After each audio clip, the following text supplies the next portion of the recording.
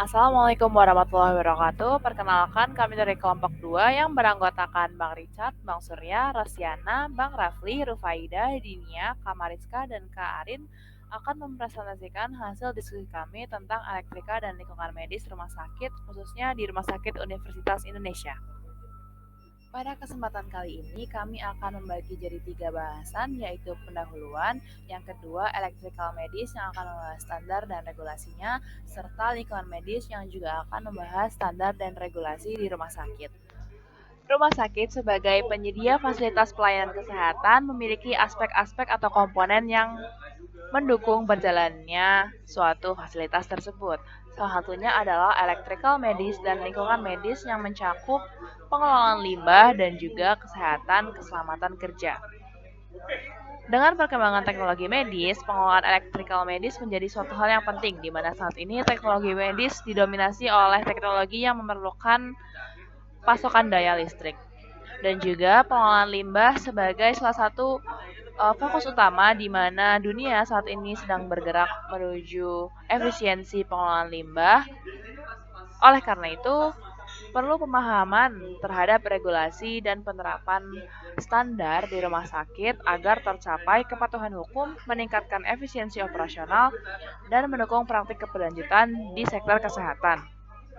Kelompok kami meninjau beberapa dasar teori dan juga standar serta regulasi dengan tujuan memahami aturan-aturan tersebut, mengidentifikasi tindakan untuk mengambil keputusan terbaik di bidang elektrikal dan juga lingkungan medis, lalu mendukung keberlanjutan lingkungan dengan meningkatkan kualitas serta menjamin keselamatan pasien, tenaga kesehatan, dan masyarakat yang terlibat di dalam pelaksanaan fasilitas pelayanan medis.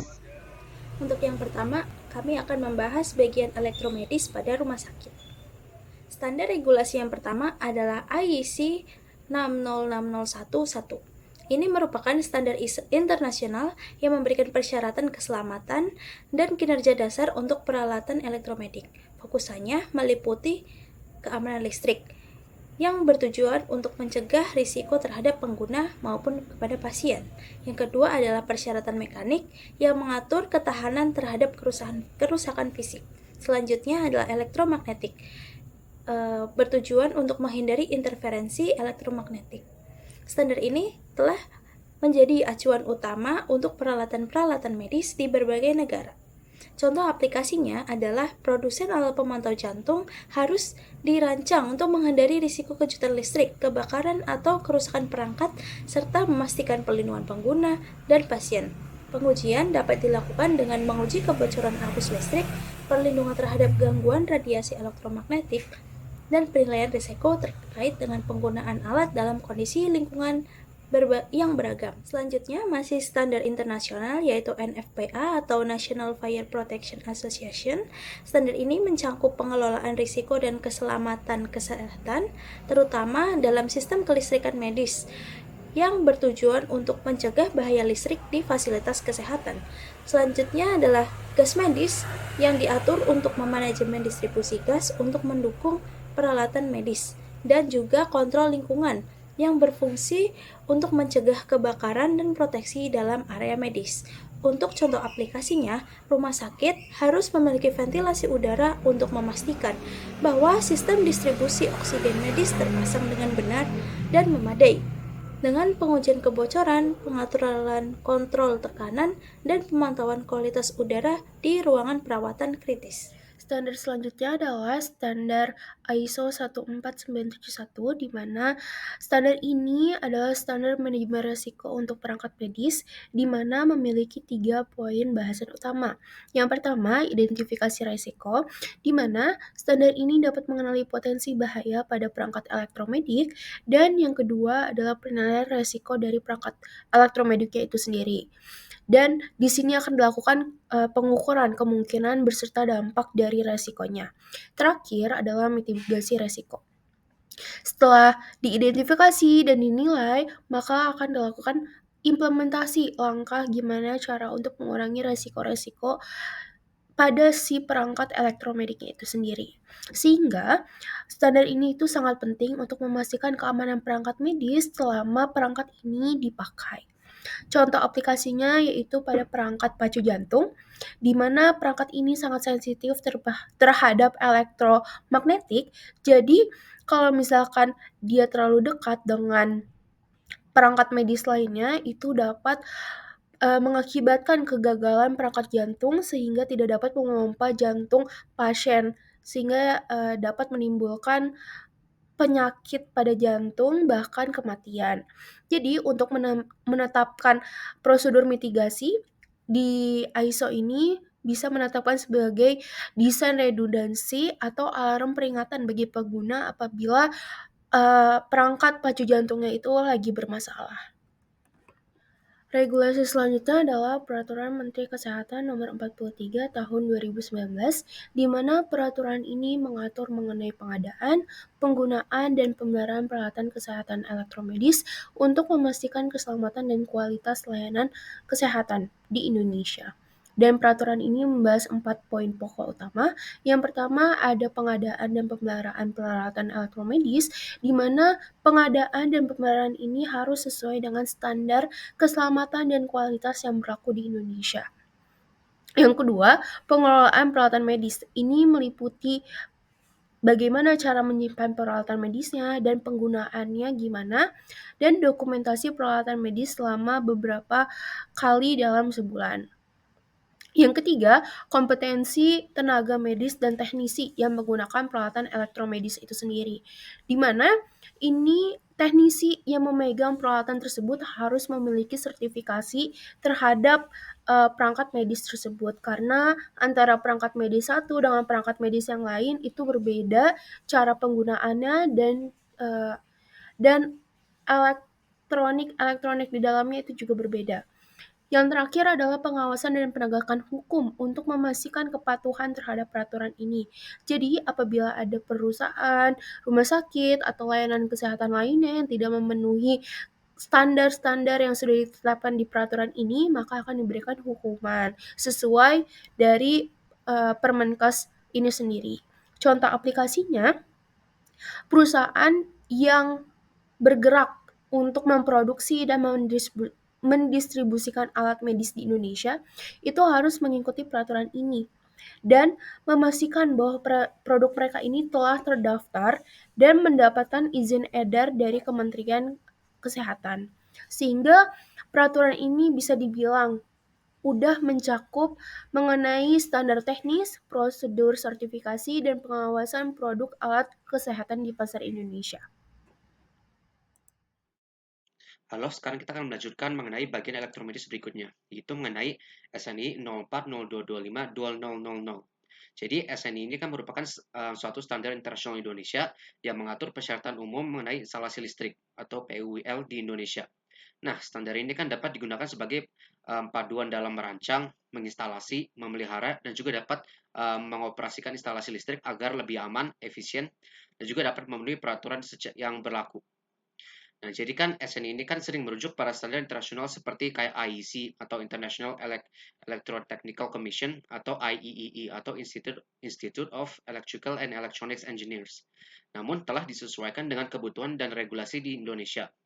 Nah, berikut ini kan ada beberapa poin penting yang dapat dibahas dalam SNI ini. Beberapa di antara itu adalah ruang lingkup. Jadi ruang lingkup ini kan dapat mengatur instalasi listrik dengan tegangan rendah. Misalnya itu yang di bawah 1000 volt pada bangunan tersebut. Nah, yang berikutnya itu adalah keselamatan. Keselamatan ini kan dibagi menjadi dua ya, yaitu kayak keamanan pengguna dan juga proteksi sistem. Dalam keamanan pengguna, ini dapat mencegah bahaya listrik seperti kayak sengatan listrik atau kebakaran.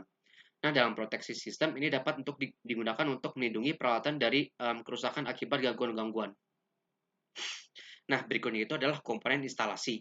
Nah, di sini kita dapat mengatur spesifikasi kabel, saklar, pelindung arus, kotak sabun, ada juga kayak komponen lainnya yang harus memenuhi standar nasional ataupun internasional. Berikutnya itu adalah perencanaan instalasi. Di sini kan instalasi harus dirancang oleh tenaga ahli yang kompeten. Nah, perencanaan ini kan juga dapat mencakup berbagai beban, jalur distribusi, dan juga perlindungan terhadap lonjakan listrik. Berikutnya itu adalah pelaksanaan instalasi. Nah, jadi instalasi ini kan dapat dilakukan oleh tenaga ahli listrik yang bersertifikat. Ini juga dapat memiliki proses pemasangan harus mengikuti pedoman dasar dan juga peraturan teknis yang berlaku. Berikutnya itu adalah pengujian dan juga sertifikasi. Nah, jadi instalasi listrik ini kan kayak yang selesai wajib harus diuji untuk memastikan keamanan dan kinerja sebelum dibawa ke tempat publik. Nah, di sini kan juga harus kayak mendapatkan sertifikat layak operasi atau SLO. Itu juga harus wajib diperoleh sebelum instalasi dapat digunakan. Nah, yang terakhir itu adalah pemeliharaan dan inspeksi. Nah, di sini instalasi itu kan harus diperiksa secara berkala untuk menjaga keamanan dan efisiensi. Di sini juga pemeliharaan harus meliputi pemeriksaan fisik, pengujian sistem proteksi, dan juga kayak penggantian komponen yang rusak. Di sini juga ada kayak contoh aplikasinya. Nah, contohnya itu adalah kayak glukometer harus dapat mengukur kadar glukosa dengan akurat dan juga memiliki toleransi yang ditetapkan sesuai dengan standar. Nah, selain itu kan perangkat ini juga harus bebas dari bahaya kimia atau fisik yang dapat membahayakan pasien. Ini juga seperti bagian-bagian tajam atau kayak bahan yang berpotensi menyebabkan iritasi kulit. Oke, berikutnya itu adalah mengenai perbandingan regulasi dan standar. Jadi dari beberapa aspek yang telah kita bahas, mereka kan jelas memiliki kayak berbagai macam fokus, pendekatan, dan juga lingkup yang berbeda. Jadi kita mulai dari ISO 14971, mereka ini memiliki kayak fokus untuk lebih ke manajemen resiko perangkat medis. Mereka memiliki pendekatan yang bersifat proaktif atau risk assessment, dan juga memiliki lingkup yang bersifat seluruh siklus hidup alat medis. Berikutnya itu kalau kita ke aspek lainnya itu kayak seperti contoh kayak IEC 60601-1, mereka memiliki fokus untuk kayak bersifat keselamatan dan kinerja alat. Mereka memiliki pendekatan secara preventif atau pengujian alat. Mereka juga memiliki lingkup untuk perangkat medis berbasis listrik. Kita ke aspek lainnya, contohnya kayak SNI 0402252000. Ini memiliki fokus kayak instalasi kelistrikan bangunan. Ini juga memiliki pendekatan kayak struktural atau instalasi sistem listrik. Jadi, mereka juga memiliki lingkup yang bersifat infrastruktur kelistrikan. Berikut contoh aspek berikutnya itu yang adalah NFPA 99. Ini berfokus untuk kelistrikan medis, gas medis, dan juga dengan kebakaran. Mereka memiliki pendekatan kayak protektif, manajemen keselamatan, gas dan kelistrikan, dan juga mereka kayak memiliki lingkup yang bersifat keselamatan fasilitas medis. Jadi yang kita telah pelajarin itu, misalnya standar-standar ini kan saling melengkapi dan sering digunakan bersamaan dalam desain dan juga dalam pengolahan rumah sakit. Sebagai contoh misalnya kayak ISO 14971 ini kan dapat digunakan untuk mengidentifikasi risiko yang terkait dengan peralatan medis. Nah, sementara itu kayak aspek lainnya seperti kayak IEC 60611 ini dapat kayak memastikan bahwa peralatan tersebut dapat memenuhi persyaratan keselamatan dasar. Nah, contoh aspek lain itu seperti kayak SNI 0402252000 dan juga NFPA 99 kemudian juga dapat memberikan kayak pedoman untuk memastikan instalasi listrik dan juga kayak sistem lainnya di rumah sakit itu sudah bersifat aman dan juga andal. Terima kasih. Baik, berikutnya saya akan mempresentasikan tantangan implementasi apa yang ada di rumah sakit di Indonesia terkait dengan standar-standar yang sudah dipresentasikan oleh teman-teman saya. Yang pertama adalah kurangnya pemahaman risiko secara holistik. Holistik sendiri itu merujuk pada kurangnya pemahaman secara lebih menyeluruh. Di rumah sakit di Indonesia banyak yang terlalu menggampangkan risiko yang mereka hadapi ketika berhadapan dengan elektrika, terutama di bidang medis. Banyak rumah sakit yang belum memiliki sistem terintegrasi untuk dapat mengidentifikasi resikonya. Mereka belum memiliki framework yang jelas untuk dapat mengidentifikasi resikonya. Yang kedua adalah kendala dokumentasi dan pemantauan. Untuk sebuah sistem elektrikal dapat bekerja dengan baik, dibutuhkan dokumentasi yang baik untuk bisa melihat apakah alat tersebut masih dapat bekerja dengan baik dan aman, sehingga apabila perlu dilakukan perbaikan, segera dilakukan perbaikan. Nah, di Indonesia masih banyak yang belum memiliki dokumentasi yang baik rumah sakitnya. Oleh karena itu dibutuhkan dokumentasi dan pemantauan yang lebih optimal lagi ke depannya sesuai dengan standar yang berlaku. Dan yang terakhir itu adalah keterbatasan SDM yang terlatih. Banyak SDM di Indonesia yang belum terlatih secara spesifik untuk menangani elektrika medis. Banyak yang mereka memiliki pelatihan untuk elektrika tetapi belum memiliki pelatihan elektrika medis, yang mana adalah dua hal yang berbeda. Elektrika medis lebih spesifik dibanding elektrika biasa dan ada rujukan tersendiri. Oleh karena itu diperlukan willing atau keinginan dari rumah sakit untuk bisa meningkatkan pelayanannya dengan cara melatih dan mengembangkan SDM yang lebih mumpuni lagi untuk dapat memastikan keamanan elektrika medis di rumah sakit mereka. Berikutnya saya akan mempresentasikan framework yang kami tawarkan untuk dapat mengatasi tantangan-tantangan yang implementasi yang sudah disebutkan sebelumnya. Jadi framework yang kami tawarkan adalah berbasis ISO 14971. ISO 14971 menawarkan identifikasi resiko yang baik, sehingga rumah sakit dapat mengidentifikasi resiko dengan jauh lebih baik dibanding yang mereka lakukan sekarang. ISO 14971 juga mengatur tahapan-tahapan yang harus dilakukan rumah sakit untuk melakukan mitigasi resiko, seperti audit internal dan pelatihan SDM. Dengan merujuk kepada ISO 14971, rumah sakit dapat menjalankan operasionalnya secara jauh lebih aman. ISO 14971 juga berperan penting dalam pemilihan alat yang bisa digunakan di rumah sakit dalam konteks tahunnya serta minimal spesifikasi yang diperlukan agar alat tersebut bisa berjalan dengan baik di sebuah rumah sakit. Seperti misalnya minimal tegangan, minimal arus, atau ada juga maksimal tegangan dan maksimal arus, serta apa yang harus dilakukan jika terjadi permasalahan atau kecelakaan dalam konteks elektrika medis ini. Sehingga perlu kembali merujuk kepada ISO 14971 sebagai framework untuk dapat meningkatkan keamanan dari segi elektrika medis di seluruh rumah sakit di Indonesia. Dan berikut adalah rekomendasi strategi yang kami tawarkan untuk bisa meningkatkan keamanan dan keselamatan ketika melakukan pekerjaan yang berhubungan dengan elektrika medis di seluruh rumah sakit di Indonesia. Yang pertama adalah peningkatan standar peralatan medis.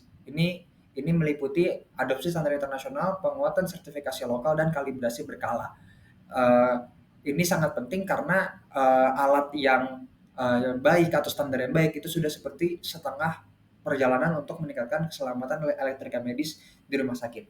Yang kedua adalah pengelolaan energi dan sinyal yang meliputi efisiensi energi, keamanan sinyal elektrik, dan digitalisasi dan IoT. Efisiensi energi diperlukan untuk memastikan bahwa tidak ada energi berlebih yang ada di rumah sakit, sehingga membuat tingkat keamanan juga meningkat. Keamanan sinyal elektrik juga diperlukan, memastikan bahwa semua sinyal elektrik yang bekerja di rumah sakit itu terkontrol dan ada di safe environment atau lingkungan yang aman dan tidak membahayakan siapapun yang bekerja di rumah sakit. Dan yang terakhir, digitalisasi dan IoT. Digitalisasi dan IoT memungkinkan rumah sakit untuk mengontrol sistem keamanan, sistem peralatan dari jarak jauh, sehingga memungkinkan untuk mereka untuk meningkatkan keamanan dari elektrikal di rumah sakit. Selain itu, digitalisasi dan IoT juga memudahkan rumah sakit dalam melakukan dokumentasi atas kelayakan alat dan keamanan alat untuk digunakan secara sehari-hari. Kemudian terakhir adalah pemeliharaan dan pelatihan yang meliputi pelatihan teknis dan audit teknologi. Ya, ini sekali lagi ini untuk meningkatkan kualitas dari SDM yang ada di rumah sakit dengan pelatihan teknis dan audit teknologi untuk memastikan bahwa seluruh SDM yang bekerja di rumah sakit tahu cara mengoperasikan dan memiliki kompetensi yang mumpuni untuk dapat menjalankan alat medis yang berbasis elektrik. Dilanjutkan ke topik bahasan lingkungan medis. Bahas tentang standar dari lingkungan medis. Yang pertama ada EU Waste Framework Directive, yaitu kerangka hukum utama pengelolaan limbah di Uni Eropa yang bertujuan untuk mendorong ekonomi sirkular dan mengurangi limbah serta meningkatkan daur ulang. Poin-poin utama dari standar ini adalah terlampirnya hierarki pengelolaan limbah. Yang pertama, di sini standar ini menekankan tentang 3R atau reuse, reduce, recycle, dan kemudian pemulihan energi, dan yang terakhir pembuangan. Kemudian di sini juga terlampir tentang tanggung jawab produsen. Jadi setiap produsen wajib untuk mengelola limbah dari produk mereka. Kemudian limbah-limbah ini harus atau wajib dilabeli sesuai dengan klasifikasinya, apakah itu resiko berbahaya atau tidak berbahaya. Dan yang terakhir, di sini ada pelaporan dan pemantauan. Jadi tiap-tiap negara di Uni Eropa diwajibkan untuk melaporkan limbah-limbah mereka. Yang kedua, di sini ada OSHA Standard atau K3L dari Amerika yang diterbitkan oleh Occupational Safety and Health Administration. Jadi fokus dari standar ini adalah melindungi pekerja dari bahaya di tempat kerja. Pertama, apa saja bahayanya? Bisa itu bahaya fisik, kimia, biologis. Kemudian di sini juga terlampir cara pencegahan bahayanya, yaitu dengan protokol keselamatan kerja, penggunaan APD, dan poin-poin pencegahan lainnya. Dan yang terakhir, ada pelatihan dan edukasi, serta pelaporan dan investigasi. Jadi, tiap-tiap kecelakaan yang ada di fasilitas kesehatan harus dilaporkan, dan untuk mencegah hal tersebut, adanya pelatihan dan edukasi untuk para pekerja di sana. Dilanjutkan ke WHO, Healthcare Waste Management Guidelines, diterbitkan oleh WHO untuk melindungi kesehatan manusia dan lingkungan di fasilitas layanan kesehatan. Jadi poin-poin utama standar ini mulai dari klasifikasi limbah medis yang lebih spesifik, yaitu limbah infeksius, patologis, farmasi, kimia, dan lain-lain. Kemudian cara mengelola limbah-limbah tersebut, mulai dari pemilahan, penyimpanan sementara, dan yang terakhir pemusnahan limbah tersebut. Kemudian dilanjutkan dengan standar keselamatan dan pelatihan. Jadi sama seperti yang tadi, setiap praktisi kesehatan itu wajib untuk menggunakan APD dan melakukan pelatihan untuk para petugas-petugasnya. Kemudian yang terakhir, limbah-limbah di sini harus dikelola dan kemudian didokumentasikan agar lebih rapi. Dan yang terakhir di sini ada standar ISO 14001 atau Environmental Management System. Jadi ISO ini merupakan standar acuan yang diterbitkan oleh ISO untuk sistem manajemen lingkungan. Poin-poin utama standar ini yaitu merupakan dari struktur IMS, mulai dari perencanaan, implementasi, pemantauan, dan juga perbaikan berkelanjutan. Jadi standar ini juga menuntut untuk setiap organisasi untuk mematuhi peraturan lokal dan internasional. Lanjutkan ke regulasi yang diterapkan di Indonesia tentang lingkungan medis. Yang pertama adalah PP nomor 101 tahun 2014 tentang pengelolaan limbah bahan berbahaya dan beracun atau B3. Jadi limbah B3 ini adalah suatu sisa usaha kegiatan yang mengandung bahan berbahaya dan atau beracun yang dapat merusak lingkungan atau kesehatan manusia. Jadi di sini limbah harus diidentifikasi apakah itu dikelompokkan berdasarkan karakteristiknya, apakah itu berbahaya, mudah terbakar, meledak, reaktif, beracun, atau infeksius. Yang kedua di sini cara mengelola limbah B3 tersebut. Pertama, limbah B3 harus disimpan dalam kemasan khusus. Tidak boleh ditaruh di sembarang tempat. Kemudian, limbah B3 ini harus diangkut oleh pihak yang memiliki izin dengan kendaraan yang khusus. Yang terakhir, pengolahannya, yaitu reduksi bahaya melalui metode fisik, kimia, biologis, atau regulasi yang kedua yaitu Permenkes nomor 18 tahun 2020 tentang upaya kesehatan lingkungan di rumah sakit. Jadi isinya hampir mirip dengan standar-standar yang telah dijelaskan sebelumnya, namun perbedaannya ada di nomor 2 dan 3, yaitu pengelolaan air bersih dan sanitasi, dan juga pengendalian vektor dan binatang pengganggu untuk ruang lingkupnya. Jadi, diwajibkan bagi rumah sakit untuk menyediakan fasilitas pengelolaan limbah dan sanitasi, kemudian melakukan pemantauan dan evaluasi kualitas lingkungan secara rutin, dan melaporkan pengelolaan kesehatan lingkungan ke instansi-instansi yang berwajib. Jika melanggar regulasi ini, terdapat sanksi. Yang pertama, peringatan tertulis, pembatasan operasional, dan yang ketiga, pencabutan izin jika tidak memenuhi. Yang terakhir yaitu Permenkes nomor 56 tahun 2014 tentang kesehatan dan keselamatan kerja di fasilitas pelayanan kesehatan. Di sini dijelaskan tanggung jawab dari masing-masing pihak yang terkait. Yang pertama dari fasilitas pelayanan kesehatan. Itu harus memastikan implementasi program K3 sesuai dengan regulasi, kemudian juga menyediakan sarana dan prasarana yang mendukung penerapan K3. Untuk para tenaga kerja, dipastikan harus untuk mematuhi prosedur K3 yang ditetapkan dan juga melaporkan potensi bahaya atau insiden pada pihak yang berwenang. Untuk para pemerintah, diwajibkan untuk memberikan pembinaan, pengawasan, dan evaluasi bagi fasilitas pelayanan kesehatan. Untuk cakupannya, itu berlaku untuk semua fasilitas kesehatan, termasuk rumah sakit, puskesmas, klinik, lab, dan unit pelayanan kesehatan lainnya.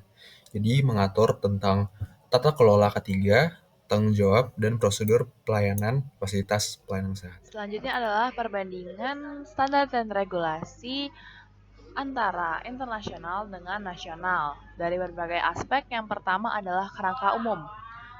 Di dunia internasional, WHO Guidelines dan EU Directive menekankan hierarki limbah dan ekonomi sirkular, sementara pada nasional mengacu pada Peraturan Pemerintah Nomor 11 Tahun 2014 dan Permenkes Nomor 18 Tahun 2020 yang berfokus pada pemenuhan pengelolaan limbah B3 di fasilitas lokal. Untuk manajemen lingkungan, secara internasional mengacu pada ISO 14001 pendekatan berbasis sistem kerja untuk audit dampak lingkungan. Secara nasional, mengacu pada Permenkes Nomor 18 Tahun 2020, menekankan langsung tanggung jawab rumah sakit terhadap kualitas lingkungan sekitar. Aspek berikutnya adalah pengolahan limbah, di mana secara internasional EU Directive dan OSHA memiliki panduan teknis rinci seperti pemrosesan limbah berbahaya secara termal atau kimia. Secara nasional, mengacu pada PP Nomor 101 Tahun 2014, mengatur kewajiban penyimpanan, pengangkutan, dan pemusnahan limbah B3. Selanjutnya adalah aspek keselamatan kerja. Secara internasional, OSH menekankan pelatihan staf untuk menangani limbah medis dan berbahaya biologis. Sementara secara nasional, melihat kepada Permenkes Nomor 56 Tahun 2014 yang mencakup pengelolaan K3 di fasilitas kesehatan. Aspek terakhir adalah standar teknis, di mana secara internasional WHO Guidelines mendorong teknologi ramah lingkungan dan proses berbasis data ilmiah.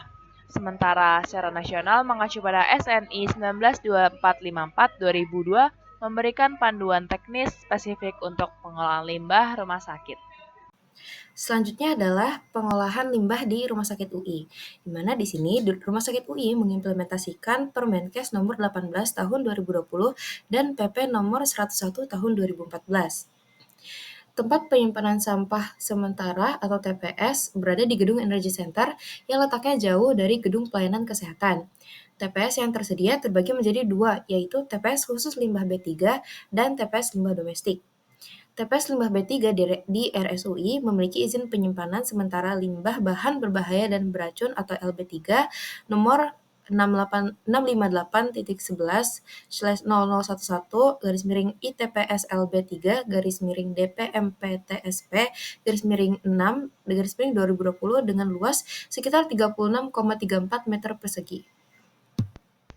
Dalam pengelolaan limbah medis di RSUI pula, RSUI bekerja sama dengan pihak ketiga, yaitu PT Universal Eco Pacific dan Dinas Lingkungan Hidup Kebersihan Kota Depok. Kedua lembaga ini mengurus bagian pengelolaan dan pengangkutan. Untuk PT Universal Eco Pacific menggunakan metode pembakaran dengan insinerator. Sementara untuk DLHK Kota Depok membantu dalam pengangkutan limbah domestik ke TPA Cipayung. Diagram ini menunjukkan alur sistem pengolahan air limbah dan air hujan yang terintegrasi. Sistem ini diawali dengan proses pre-treatment, di mana air limbah dari berbagai sumber seperti toilet, limbah infeksius, laboratorium, laundry, dapur, serta limbah radioaktif dan formalin diproses sesuai jenisnya. Limbah domestik dari toilet melalui sampit, limbah infeksius disterilisasi, limbah laboratorium dinetralkan, sedangkan limbah laundry dan dapur melewati proses sedimentasi dan grease trap untuk memisahkan partikel padat dan lemak. Limbah berbahaya seperti radioaktif dan formalin disimpan di bak penampungan untuk diolah oleh pihak ketiga. Kemudian air limbah yang telah melalui pre-treatment kemudian dikumpulkan di collecting tank dan diproses lebih lanjut di IPAL utama menggunakan metode extended aeration yang bertujuan untuk menguraikan bahan organik dengan mikroorganisme.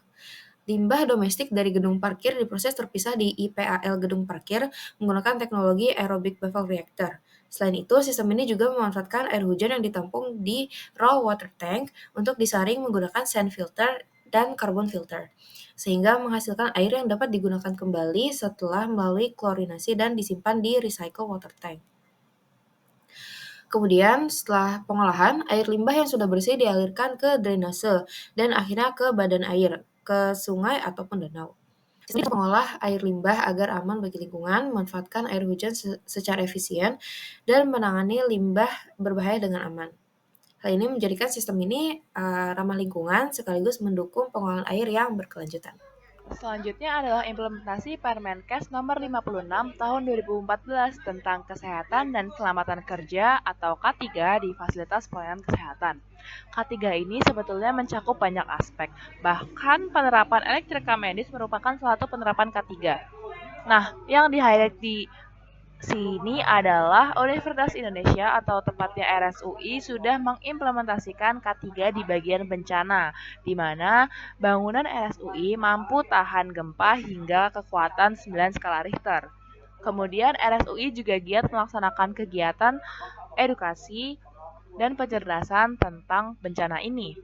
RSUI pernah menggelar aksi evaluasi pasien dengan teknik vertical rescue, di mana ini sangat berguna untuk gedung dengan ketinggian yang cukup tinggi untuk mengevakuasi para korban. Dalam menerapkan K3 dan pengolahan limbah medis, terdapat beberapa tantangan dalam mengimplementasikannya di rumah sakit. Yang pertama yaitu kendala teknis, di mana masih adanya limbah yang bercampur, kurang maksimalnya kinerja sistem IPAL, yang contohnya juga salah satunya pada salah satu rumah sakit di Batam, efisiensi pembakaran dan suhu ruangan pembakaran itu masih tidak sesuai dengan Permen LHK nomor 56 tahun 2015, di mana di sini membahas kalau efisiensi pembakaran yang belum mencapai 99,98% dan suhu minimal belum mencapai 800 derajat Celcius. Jadi, kalau mau mencapai pembakaran sempurna itu membutuhkan waktu yang lebih lama. Berdasarkan literatur juga, pembakaran tidak sempurna atau incomplete combustion akan terjadi apabila waktu tinggal lama dan temperatur pembakaran rendah pada ruang bakar yang dapat menyebabkan terbentuknya polutan yang menghasilkan dioksin dan furan. Jika dioksin dan furan berada di udara bebas dan terhirup oleh manusia, ini dapat mengganggu sistem pernapasan. Hal ini tentu berbahaya karena dioksin dapat mengendap dalam tubuh manusia yang juga bisa menyebabkan kanker. Kemudian dalam kendala administratif itu keterbatasan pelaporan dan dokumentasi, kendala kerjasama dengan pihak lain. Kemudian masalah kepatuhan, variasi implementasi regulasi di rumah sakit yang berbeda, juga pemahaman staf yang terbatas terhadap standar yang ada. Contoh di salah satu rumah sakit di Batam, masih ada petugas cleaning service yang mengikat sampah dengan ikat kelinci, bukan ikat tunggal. Ini tidak sesuai dengan Permen LHK nomor 56 tahun 2015. Jadi di sana dibahas kalau tata cara penanganan dan pengikatan untuk limbah padat medis itu tahap penanganan diperlukan untuk menghindari terjadinya tertusuk saat pengangkutan maupun limbah pada kantong plastik tersebut tercecer hingga ke lantai. Untuk itu, pengikatan yang baik adalah pengikatan yang dilakukan dengan tunggal bukan ikat kelinci. Kemudian frameworknya pertama situation, di mana rumah sakit menghasilkan limbah B3 dari aktivitas medis seperti jarum suntik, obat kadaluarsa, dan bahan kimia, yang mana ini harus dikelola sesuai dengan peraturan. Kemudian complication, di mana banyak rumah sakit belum sepenuhnya memenuhi standar pengolahan limbah B3, menyebabkan polusi lingkungan. Kemudian risiko tenaga kerja medis terkena infeksi atau bahan berbahaya karena kurangnya pelatihan, ketersediaan APD atau pengawasan. Kemudian kurangnya budaya keselamatan dan kepatuhan pada prosedur standar, dampak kesehatan pada pekerja dan masyarakat sekitar, potensi sanksi hukum bagi rumah sakit yang melanggar peraturan, dan kerusakan lingkungan yang berpotensi membahayakan. Kemudian poin ketiga question A. Bagaimana rumah sakit dapat meningkatkan kualitas pengolahan limbah B3 untuk meminimalkan risiko kesehatan keselamatan kerja dan dampak lingkungan sekitar. Kemudian yang keempat itu answer, evaluasi sistem reguler di mana melakukan audit rutin terhadap pengelolaan limbah B3 dan penerapan K3 dan identifikasi celah dalam infrastruktur dan praktik operasional, peningkatan pelatihan dan kepatuhan berupa kampanyekan budaya keselamatan dan kepedulian lingkungan, kemudian pemantauan dan pelaporan. Referensi rujukannya sebagai berikut. Kemudian rekomendasi strategi yang ditawarkan untuk lingkungan medis oleh kami adalah pertama, untuk manajemen limbah medis, meningkatkan kapasitas pengelolaan, adopsi standar pembuangan limbah berbahaya, kemudian teknologi ramah lingkungan. Kemudian untuk kesehatan dan keselamatan kerja, pertama peningkatan pelatihan, pencegahan paparan risiko, dan sistem inspeksi. Kemudian untuk efisiensi energi dan lingkungan, di mana implementasi rumah sakit hijau dan pemantauan kualitas udara dan air. Kemudian untuk pertanyaan wawancara, kurang lebih ada 8 poin terkait dengan elektrika medis, diantaranya standar dan regulasi, kemudian bagaimana rumah sakit menerapkan standar kelistrikan, apakah ada protokol khusus atau teknologi tambahan untuk memastikan keamanan listrik tersebut, kemudian tantangan utamanya dan proses audit atau inspeksi, dan kemudian untuk pertanyaan wawancara terkait lingkungan medis, kami ada 9 poin di sini. Pertama, terkait standar regulasi, kemudian pelaksanaan K3 bagi para pekerja, pelatihan berkala terkait K3, kemudian metode yang digunakan oleh rumah sakit untuk mengelola limbah medis, kemudian kendala dalam penerapan standar pengelolaan limbah K3 rumah sakit, juga upaya rumah sakit dalam mengatasi kendala tersebut. Berikut adalah beberapa referensi yang kami gunakan. Ini referensi selanjutnya, dan ini merupakan referensi terakhir kami. Sekian presentasi dari kami tentang standar dan regulasi di bidang elektrikal dan lingkungan medis yang ada di lingkungan Rumah Sakit Universitas Indonesia. Kurang lebihnya mohon maaf. Terima kasih. Wassalamualaikum warahmatullahi wabarakatuh.